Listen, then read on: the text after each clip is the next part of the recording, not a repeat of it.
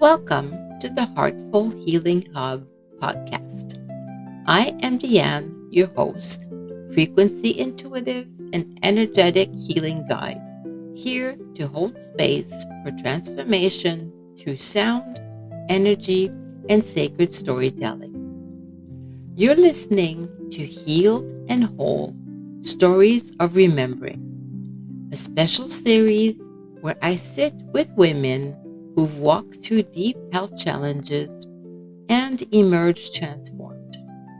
These are conversations that are sacred, heart to heart, soul to soul, filled with truth, resilience, and the power of coming home to yourself.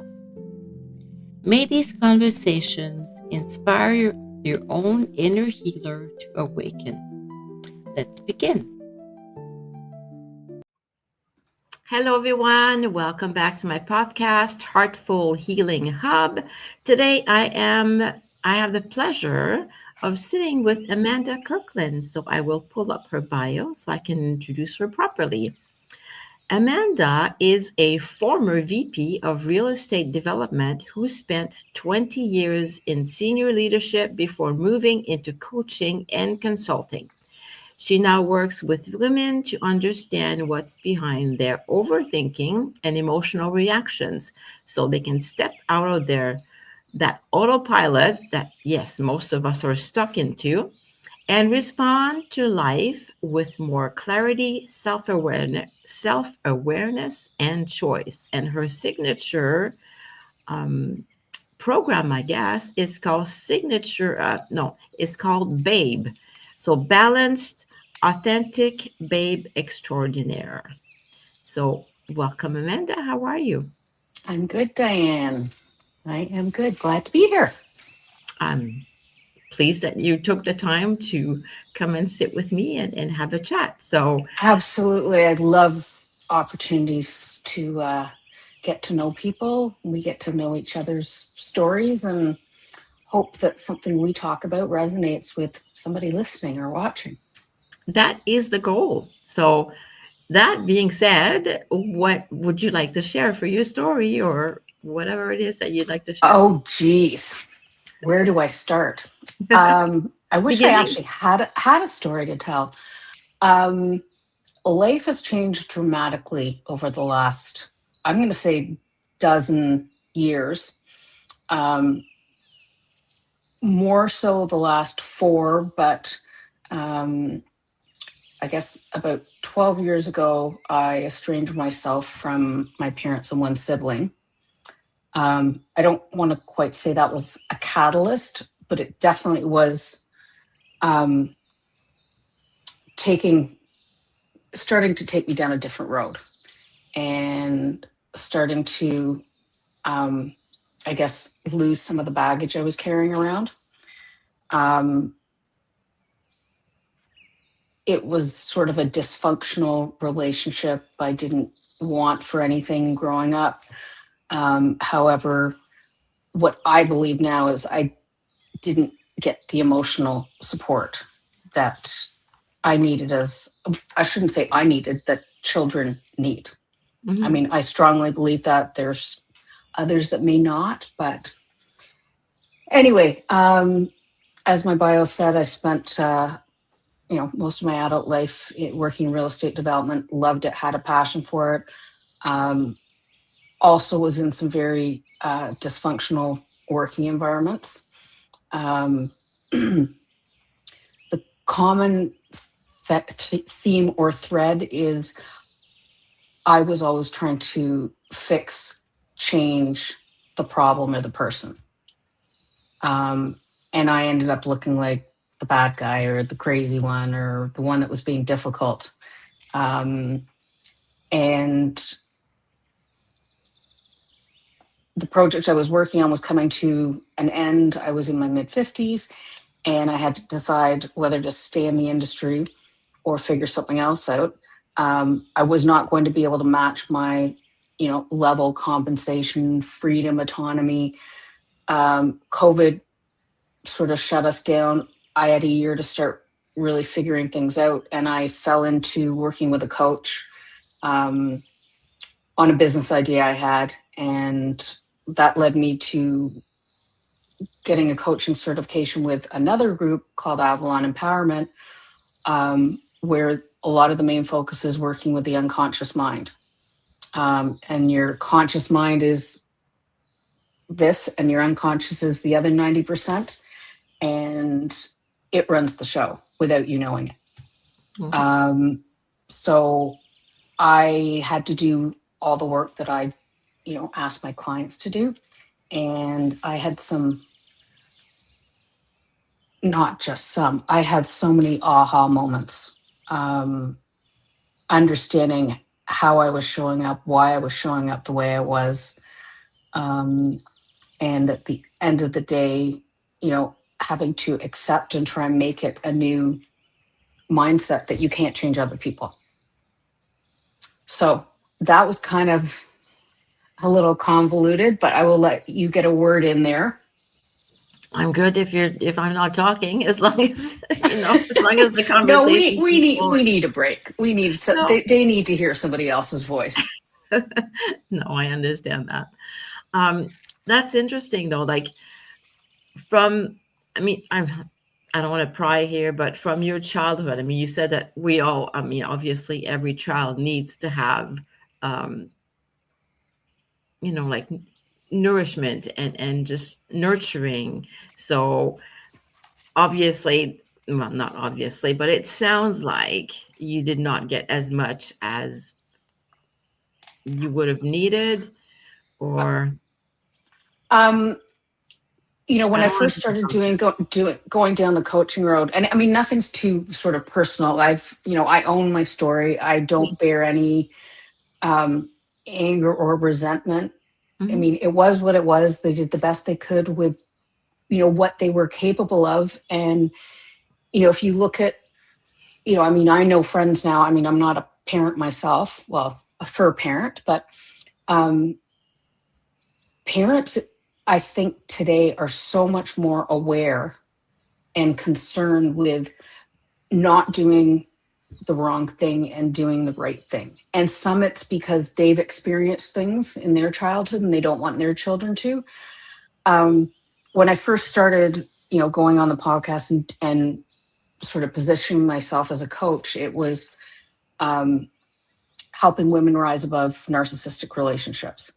And that was probably 5 years ago. And that term now, everybody just throws out and labels people that. Well, unless you've actually lived in a situation with one or worked with one, you don't know what it is all about. Mm-hmm. Anyway, I've moved from that sort of toxic dysfunction narcissist to more working with my clients to better understand, themselves. I know what I came to conclude about myself is I and it still happens sometimes to this day, I don't feel seen. I don't feel heard. I don't feel supported. Mm-hmm. And I don't feel loved, or I shouldn't say I don't. Those were things I realized I didn't. And I know, there's a lot of people that you don't need validation from somebody else. And we're not put on this earth to do it all on our own. No. And, being told that you weren't born with the proper coping skills, or when you tried to stand up for yourself or explain your side of things, you're told, you're making it all about you. Hmm.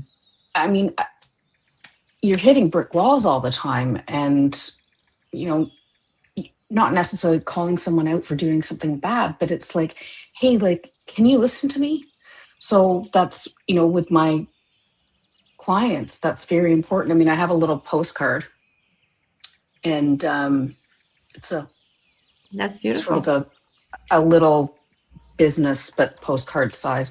Yeah. Somebody years ago handed me a card in the gym locker room, and it just said, "You are nice." And it had this little mini porcupine on it. And I was like, it just was like, wow, that came out of nowhere. It was someone that I'd met in classes and chatted with briefly. And I kept that card with me and whether it was on my desk or in my daytime or something. And one day I was like, I'm going to do that, because if I hand this out to whether it's a woman or a man and they put it on their desk and read the words, you are seen, you are heard, you are supported. And, you know, a lot of my social media posts and what I write about is trying to tell people that, and, you know, share some of my experience so someone could see themselves in it, you know, and know that things can change. Mm-hmm. Two thoughts I had when you were chatting is, like, a lot of times, and I know that it's been kind of my experience, and I've chatted with so many other people, that we kind of become what we would have needed before our, you know, catalyst or change or whatever. So it's kind of what we're leading to. And what you're saying here is kind of like I'll have to show you when it comes out, but my newsletter that's coming out on Monday is all about, you know, a lot of what you're saying now. So I'm like, this is, and I don't believe in coincidences. So, and I was just like, before we started chatting here, that's what I was working on. I was working Oh, on that's funny. my newsletter. And yeah, it's about being seen. It's about, you know, like, being isolated and loneliness and connection, and being part of a tribe or a community. So I'm like, yeah, like I said, I don't believe in coincidences. So this is just amazing. I just marvel at the universe sometimes. And that's who I, you know, I'm not a religious spiritual person. And I, over the last 4 years, like the universe, like breadcrumbs have been dropped, and Mhm. I followed the trail. Yeah. And, you know, I look at the life I've built. Like, I moved out of the city 3 years ago, um, moved in with someone 4 years ago for the, you know, first time in my mid 50s, which was like a big deal. Um, in the last 3 years, my life has changed dramatically, and all for the better. You know, there's still the odd little part that's not perfect, but I'm still trying to get there. um, the move gave me the ability to, you know, I moved to a smaller town, so to speak. I started putting myself out there networking, which is not something I was ever comfortable with. I could hold my own in a boardroom with 10 men, no problem. But walking into a room by myself, I was not good at doing it. I still could, now I can do it comfortably, but when I have to introduce myself, I get stage fright. So that's still something I'm You working on. fumble a bit. Anyway, what was that? Sorry? I said you fumble a little bit. Yeah.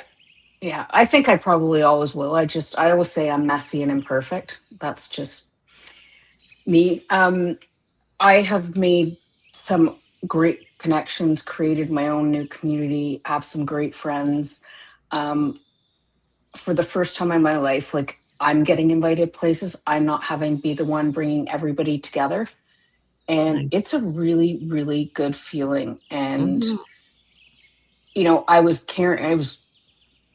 previously, I didn't realize that every morning I got up, I basically was putting on a suit of armor and ready to do battle, because I was on my own. I was fighting for myself. I was defending myself. I was, you know, protecting my job. I was, you know, earning money and wanting to keep, you know, going up the corporate ladder.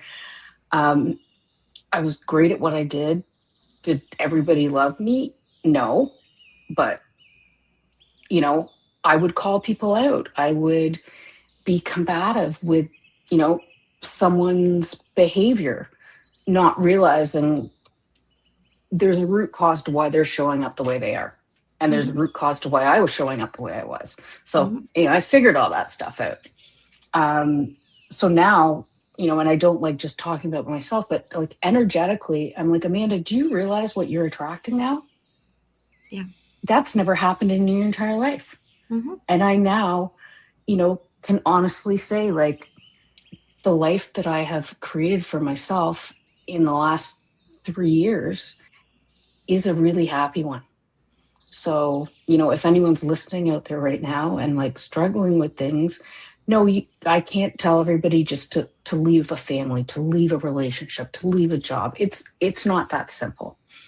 To try learn, new behaviors, that's not easy either. There's in my training, there's a whole thing about boundary setting and saying no and using certain words.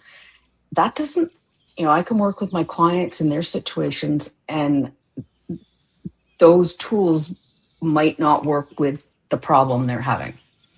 Yeah.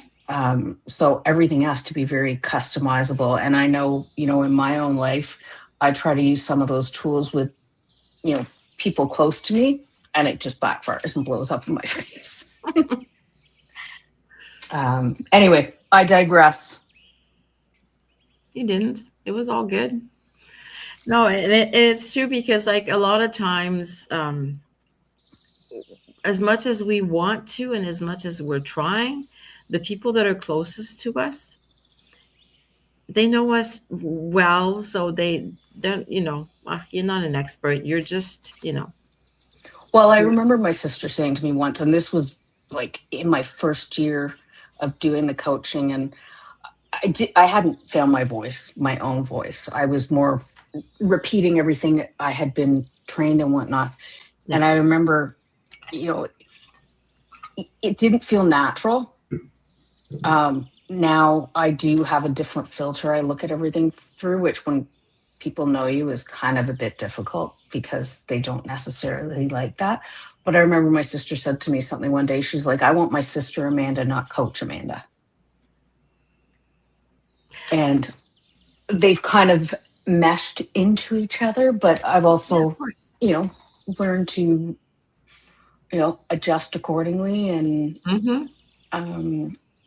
but it's, anyway, I like what I do. I really enjoy, writing. I enjoy, one thing I've learned, a lot of people don't necessarily like your social media publicly because they may be embarrassed or they don't want to, publicly come out and, I don't know, show their support. But I get a lot of back messages. Nice. Saying, hey, that post you did on Eating Disorder Awareness Week, like, you have no idea how timely that was and how much I appreciated you sharing your story and saying, you went to a psychiatrist, because I've been seeing one and I'm embarrassed. I don't want people to think I'm like crazy or something. So I always just tell people I'm going to an appointment. Yeah. And because now that was years ago, this person, it's more current with them. Yeah. But, if they can read that and see that I was going through this and they know me now as something else, that means the world to me. Yeah, of course. Yeah. And there was a lot of stigma around, getting help outside of, like everybody should be, put your big girl boots on, panties on and just deal with it. And, we don't need help. And, and thankfully it's too much to carry. It's a lot of weight to carry around. It is. And that's the crazy part of this is that it used to be that we were part of communities where everybody was helping each other raise kids and do this and do that. And then we went into this, I can do everything on my own and I don't need anybody's help, to where like everybody's in crisis now, to where now it's starting to change back to, it's like that pendulum, right? It's starting to change back to, I do need some help. So they're turning to counselors and therapists and psychiatrists, and it's not taboo anymore. But I'm thinking that we also need to go back to community supporting each other. Oh, absolutely. Absolutely. Because we can't do everything by ourselves. I mean, where that thought came from, it's baffling to me. It's like, no. The one where, you don't need outside validation and whatnot. I don't know. You're never going to be able to convince me that it's not important and healthy It's like, what is so wrong with telling? I had, I'll never actually forget this. I worked very, very, very hard for an opening one day for a new building launch. Mhm. And I, had the 2 model suites redesigned and layouts done, the whole presentation center all redone, had a whole broker, like, entire place was set up with white linen tablecloths and whatnot for a reception for a launch of a new building. And I remember turning to 2 people and I'm like, so? And I was like, I was like thrilled with what I'd done. I think I said I loved what I did. I was good at what I did. I was proud of, I was working on a project that was a master plan community. So it was like 18 years of me putting probably too much personal time into it, so to speak. Yeah. So I was like, so what do you think? Like, do you like, I wanted someone to say, wow, what a great job you did. Yeah. That's really what I wanted. And instead I got, are you happy with it? Basically, like, it's what you're paid to do. So why are you looking for a pat on the back or a thank you? That's And that sweet. mentality is like, that's just not, it's like, you leave the house in something other than your Lululemon leggings and sweatshirt to go out, and it's very nice to hear, oh, you look nice today.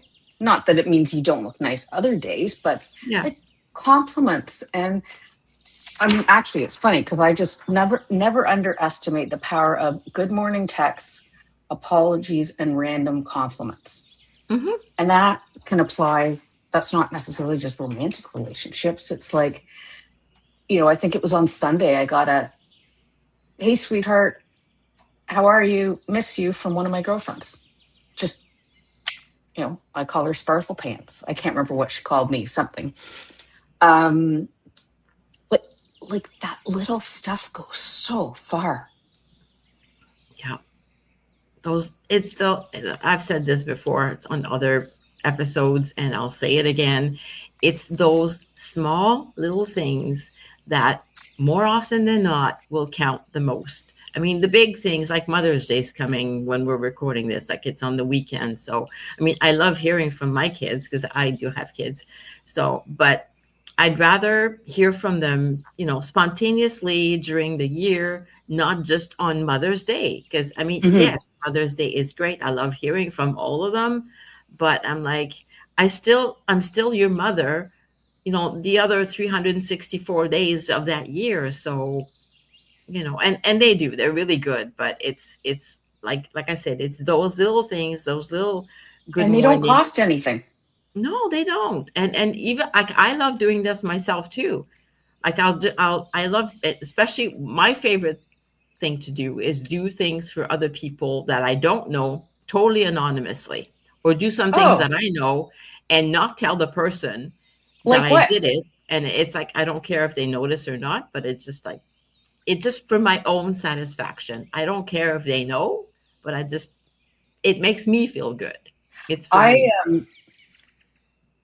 I do similar, but I will also admit that when I do those things, I like to do spontaneous, thoughtful, like, oh, that just caught my eye. I know so and so would like it. And, it's not expensive, and you just grab it and then give it to them the next time you see them.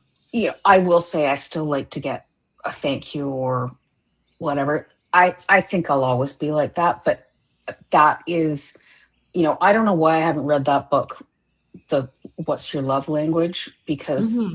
I really should, but I know I like doing things like that for people. Yeah. And sometimes it's been, in times with my family way back when, I would do things and it was like buying something, and it was like, we'd rather you spend time or come here and not just send a gift. Well, it was my way of starting to like set a boundary, and Hmm. I don't feel safe and comfortable. Yeah. I'm still acknowledging, but I still liked, being thoughtful and picking unique things. And Yeah. I mean, one of the things I love now is, you know, I have a sister out in BC where you are, but other than that, I'm completely on my own. And, you know, Sean's got siblings, niece, nephews, his mother, and we haven't inherited the family functions because it's a lot of work for his mother. Yeah.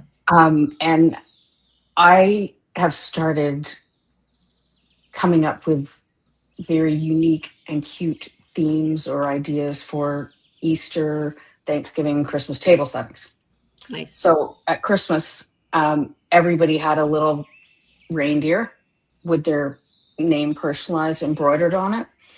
And I kind of did like a reindeer theme.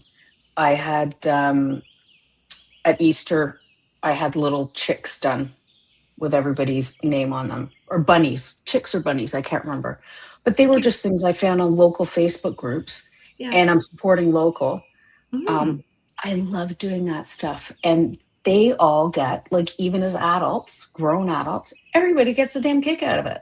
They're like, how are you going to up this one next time? Yeah, of course. So, you know, giving like that is, it's probably your love language because you love doing it so much. To turn the tables on you for a second, because I'm sure some people might like to hear a couple of the things that you do, either anonymously or not. One of the things I did when my father passed away is I got an inheritance, and I got a gift card for one of the local grocery stores. And I went to the cashier and I said, can you put $100 on that? And I said, can you please give it to any other cashiers and just tell her that this will be for paying for whoever, as long as, you know, until the $100 is done. Yeah.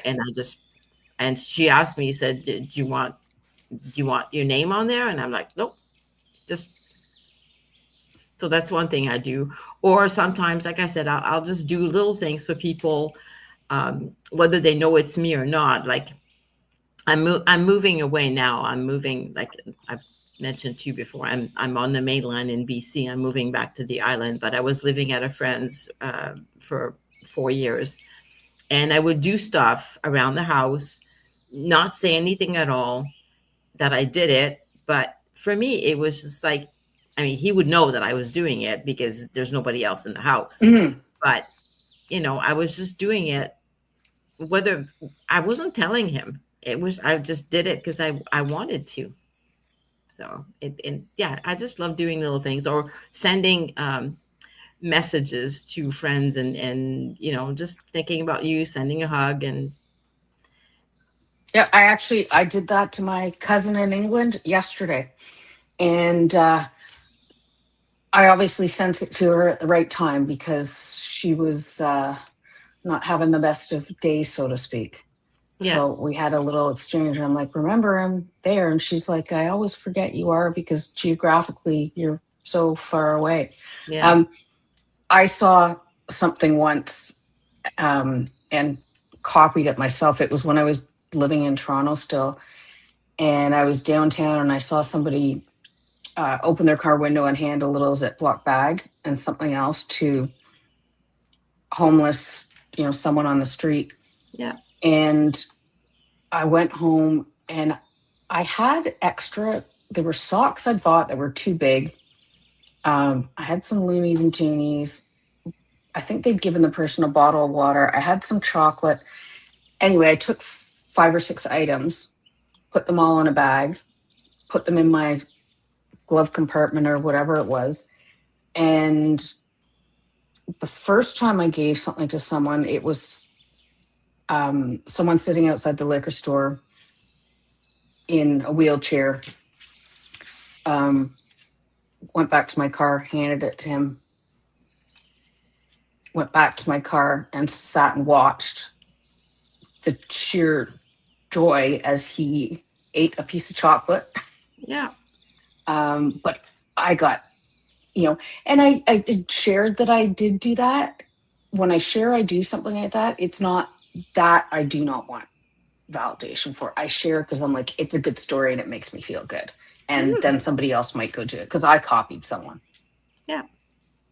And that's just it. Like I said, it makes me feel good. I don't care if the person knows that I did it or not. I'm not doing it for them. I'm doing it for me because it makes me feel good. Mm-hmm. So this is self-care for me. Yeah. And I mean, those things too, like I said, they do make me feel good too. However, I will admit that Amanda still would like the thank yous or to be seen or acknowledged that it was done. So, there's still, we're all works in progress, and there's still things that like I'm like, at least now I can say I'm aware of like needing that and being in that space. Whereas before I didn't understand it. No, self-awareness is absolutely important. And the fact that that you acknowledge that this is one of the things that you appreciate, being appreciated. So yeah, no, that's awesome. Like my oldest daughter is kind of like you. She loves words of affirmation. Is what it is that maybe you should read it, read that book, the five love languages, because for her, words of affirmations is super important, and little gifts and things like that too. So yeah, for me, it's not. I don't care. I just, for me, the important thing is time. Okay. That's and I mean that, I don't know where our love languages evolve from, because I don't, some people would say that it was materialistic or money centric or something like that, wanting to do things. But I've always loved shopping. That's never going to really go away. But I also, like I said, I'm creative. I spot things. Something makes me think of somebody else. And it's funny because I now have one or two newer girlfriends who out of the blue will just like surprise me with something, and I'm like, wait, that's something I do. That's awesome. Again, like you said earlier, and I say this too, we attract the kind of people that, it's our frequency. Like, since you've done all this work and this change and everything, like I attract a whole lot of different people that I did 5-10 years ago, even 2 years ago. It's a good feeling, isn't it? It is awesome. Like I've said before in other podcast episodes, like the ladies that I'm sitting down with, I'm just like so enjoying the conversations, and it's just like amazing because it's the kind of people that I'm attracting that are just like, yeah, this is really, really amazing. So yeah, it's beautiful. Cool. So beautiful. Yeah, I don't know. Life's not perfect, but it's pretty good. I mean, there's two things that there's two ways to look at it, because like,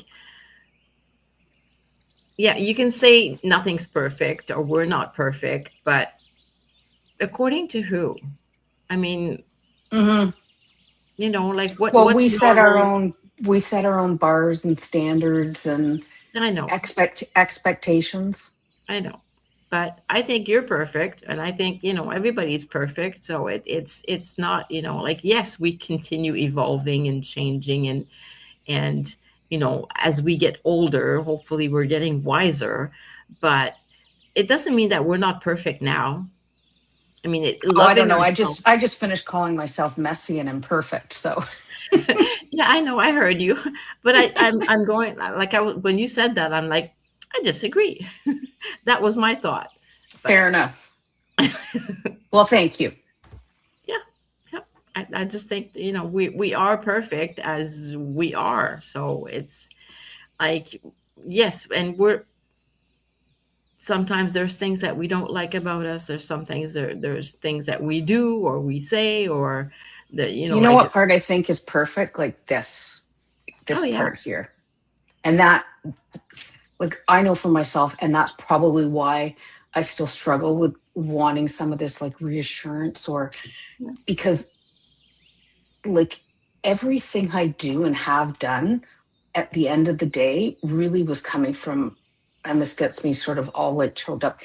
It, whether it was when I was a child or young adult, or, in my 20s, 30s, 40s, everything was always coming from a good place or good intentions. And I was just getting like criticized, slammed, like, and it wasn't like fair. And I've managed to like strip all that away.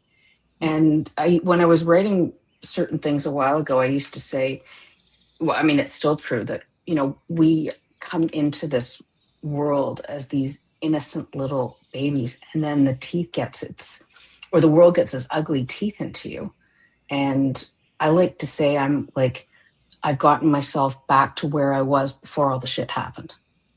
And people now can see, that I'm a good person. Yeah. Well, that's it. It kind of, okay. So what you said here kind of goes back to what I said, but like, we come to this world perfect, and we are still there. That being that came into this world is still there. We're still perfect. It's just there's little things that we're taught when we were young, and that kind of made it messy. But our being, whoever it is that we are, Is still there. that is embodying this shell here, is perfect. So that's kind of, anyway, this is my belief. We're saying the same thing, different.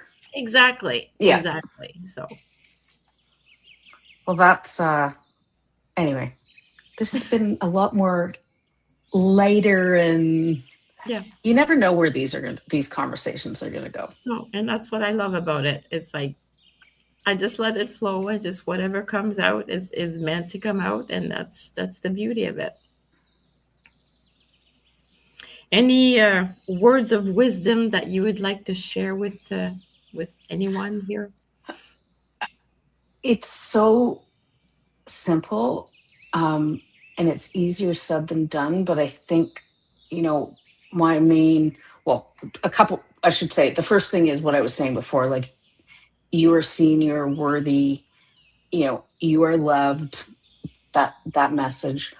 But on the other side, when you're not feeling all those things, it's still really important to remember that, unfortunately, we can't change other people. No. So it's up to us to, make hard choices, accept certain things, walk away, all sorts of various things. Even when you start to just become aware and go, oh shoot, I keep forgetting, I can't change other people. Like, pattern interrupt yourself. Yeah.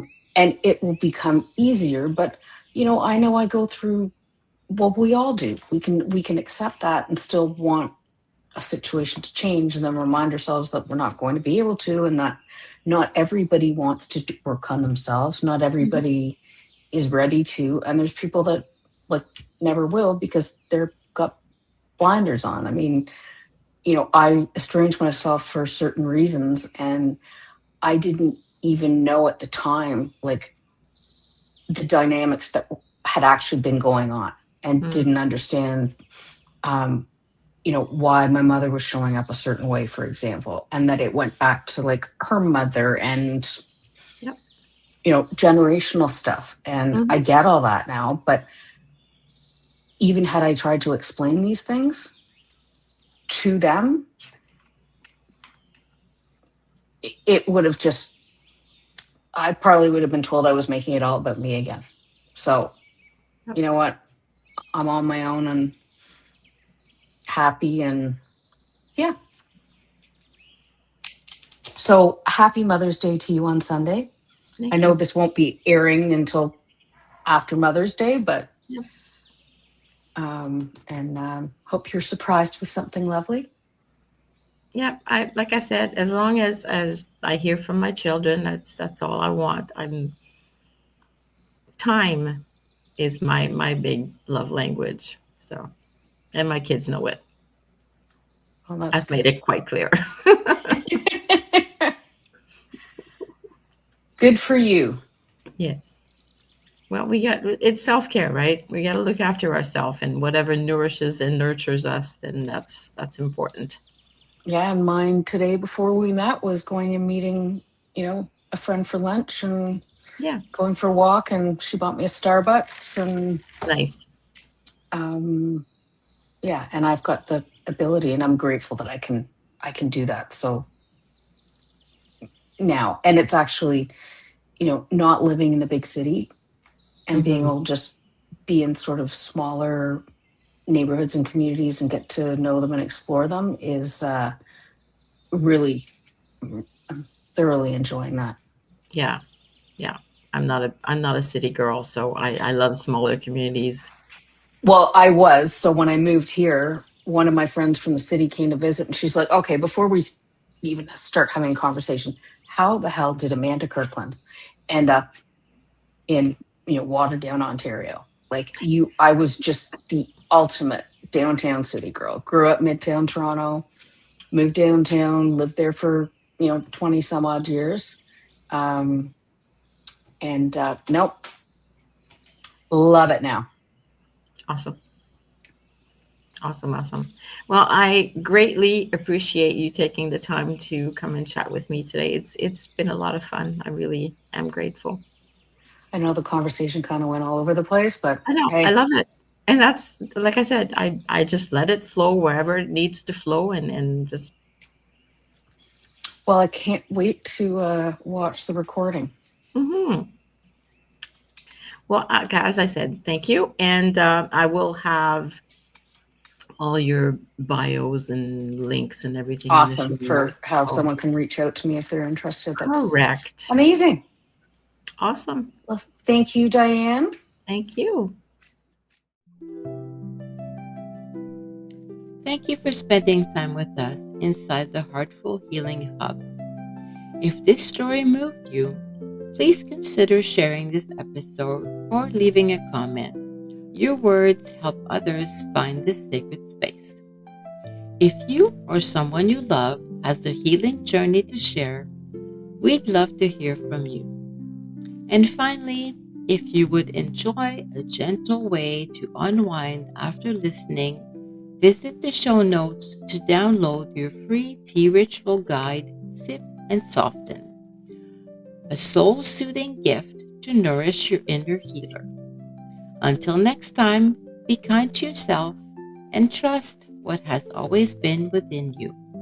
And remember, you are whole, you are healing, you are home.